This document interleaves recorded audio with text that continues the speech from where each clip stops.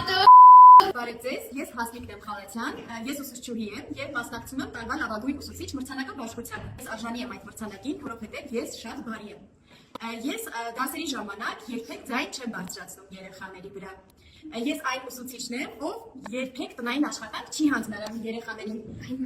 Հատկապես դասղեկի միջոցով երբևէ չի եղել, որ ես 40 հատ տնային աշխատանք ուղարկեմ։ Եթե երեխաները գալիս են առանց գիրքու պետրի, ես չեմ բարկանում իրենց վրա, ցածր գնահատականներ չեմ նշանակում։ Եթե սովորողներից որևէ մեկը դասը չի հասկանում, ես պարտադիր այդ օրը գնում եմ իրենց տուն։ Եթե իմ աշակերտներից որևէ մեկը չի հասկանում դասը, ես պարտադիր գնում եմ իրենց տուն եւ բացատրում եմ այդ աշակերտին։ Օրինակ, երեք ես եղել եմ յուրային ստանը, չէ՞։ Եթե դասի ժամանակ օրինակ ինչ-որ մեկը չի ուզում աշխատել, ես թույլ եմ տալիս, ասեմ, այո, կարող ես չգրել, չարտագրել, վարժությունները չլուծել։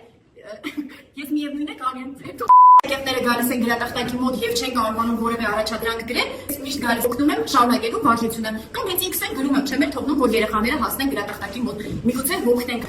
Եթե աշակերտներս դասի ժամին սով են զգում, ես երբեք չեմ արգելում նրանց սնվել, այո, իրենք կարող են ուտել, խմել դասի ժամանակ շատ հանգիստ,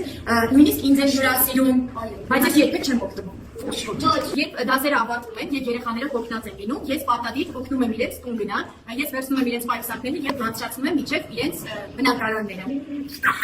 Երեխաներին տուն եմ ճանապարհում տաքսիներով։ Իմ կողքին կանգնած են սովորողներ, ովքեր մաթեմատիկայից առաջին դասարանից մինչ այս պահ ստացել են միայն 10-եր, իրենք բոլորը գերազանցիկներ են, չունեն ոչ մի անբավարար գնահատական, չէ՞ վրա։ Այո։ Այսքանը, շնորհակալություն, հուսով եմ այս մրցանակը իմը կլինի։